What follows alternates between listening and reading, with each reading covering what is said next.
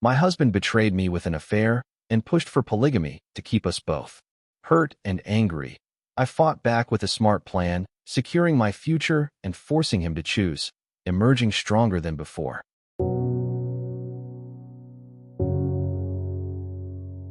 My name is Caroline, and I'm 32 years old. I've been married to James for 8 years. We have 2 kids, a 6-year-old son and a 3-year-old daughter. James is 35, a hardworking guy who runs his own small construction business. He's charming, confident, and has this way of making people feel special when he talks to them. That's how he got me back when we were dating. But that charm, it's a double-edged sword. It's also what led him to Aubrey, the woman who flipped my life upside down. It started about 6 months ago. I noticed James acting strange. He'd come home late, saying it was a big project keeping him at work. His phone was always on silent, and he'd step out of the room to take calls. I'm not naive. I knew something was off, but I didn't want to believe it. I told myself it was stress, that he was just tired. Then one night, I saw a text pop up on his phone while he was in the shower. "Can't wait to see you tomorrow," it said, from someone named A. My stomach dropped. I confronted him that night. He didn't even try to lie. He sat me down on our couch, looked me in the eye, and said, "Caroline, I've been seeing someone. Her name's Aubrey. I love her, but I love you too. I don't want to lose our family. I think we can make this work, both of you, me, together. Polygamy. It's not as crazy as it sounds." I just stared at him, my mind racing. He was serious. He wanted me to share him, to accept this other woman, all for his happiness. I felt like I'd been punched in the gut. That was the main problem, the one that shattered everything I thought I knew about my marriage. But it wasn't the only mess I had to deal with. Other issues started piling up, making everything harder. For one, my mother-in-law got involved. She's always been nosy, but this time she took James's side. She called me the next day after our fight and said, "Men have needs, Caroline. You should be grateful he's not leaving you." Back in my day, women knew how to keep their husbands happy. I hung up on her, shaking with anger. How was this my fault? Then there's my best friend, Owen. He's 33, single, and the most loyal person I know. He's been my rock since college, quiet, thoughtful, always ready to listen. When I told him what James said, he didn't sugarcoat it. "That's selfish, Caroline. You don't owe him that. You deserve better." Owen's support kept me sane, but it also caused trouble. James got jealous when he saw us talking more. He accused me of running to another man, instead of working on our marriage. It was ridiculous, but it added more fuel to the fire. And the kids, God, the kids. They're too young to understand, but they could feel the tension. My son started asking why Daddy wasn't home some nights. My daughter clung to me more, like she knew something was wrong. I had to hold it together for them. But inside, I was falling apart. I couldn't just sit there and let James dictate my life. I needed a plan, something smart, something that would protect me and the kids while showing him I wasn't a doormat. First, I started digging. I found out who Aubrey was. She's 27, works as a receptionist at a supply company James deals with. I got her number from his phone one night when he was asleep and called her. "I'm Caroline, James's wife," I said. She went quiet, then stammered. I didn't mean to hurt anyone. I didn't yell. I just told her, "He's asking me to accept you. If you're okay with that, fine. But know what you're signing up for." She hung up. I don't know if it shook her, but it felt good to take some control. Next, I talked to a lawyer. I didn't want a divorce, not yet, but I needed to know my options. She told me I had a strong case if it came to that.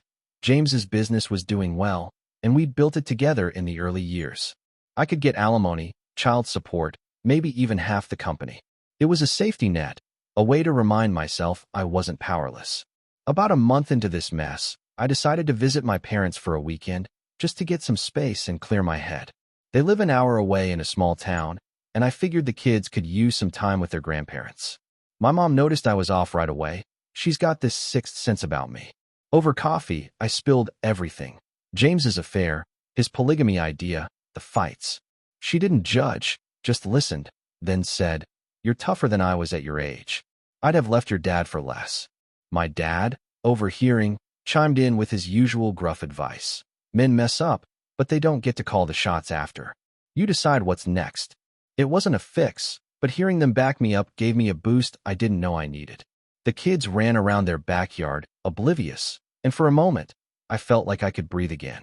Back home, though, reality hit hard. One night, I found an old photo album in the closet, pictures from our honeymoon, James grinning on a beach, me laughing in a sundress. I sat there on the floor, flipping through it, and started crying. Not just for what he'd done, but for how naive I'd been, thinking we were untouchable. It hit me that I'd spent years building this life, and he'd nearly trashed it for a fling.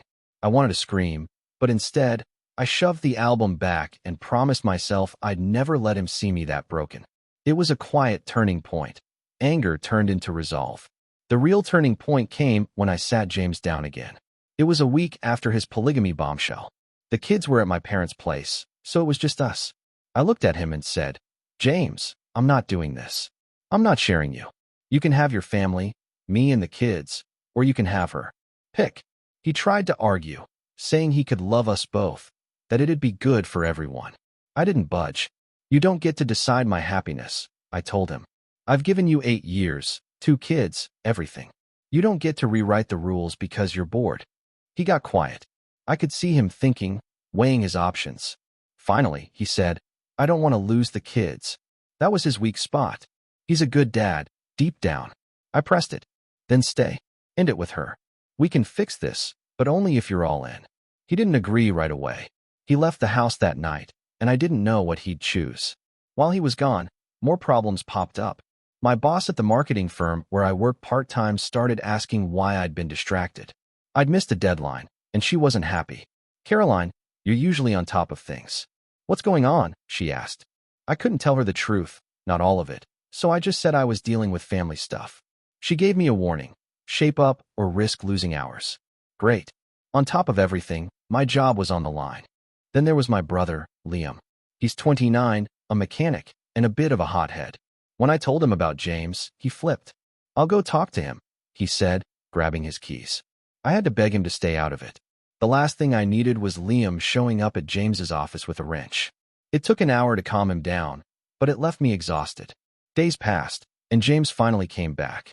It was late, maybe 10 at night. I was in the kitchen, washing dishes, when he walked in. He looked tired, like he hadn't slept. "I ended it with Aubrey," he said. "I want us to work." I didn't jump for joy. Trust was gone, and I wasn't sure I could get it back. But I nodded and said, "Okay, we'll try. But you've got a lot to prove." The weeks after that were rough. We started counseling. Owen recommended a guy he knew. James hated it at first, said it made him feel like a criminal. But I didn't care. I needed him to see what he'd done, how deep the hurt went. Slowly, he started opening up.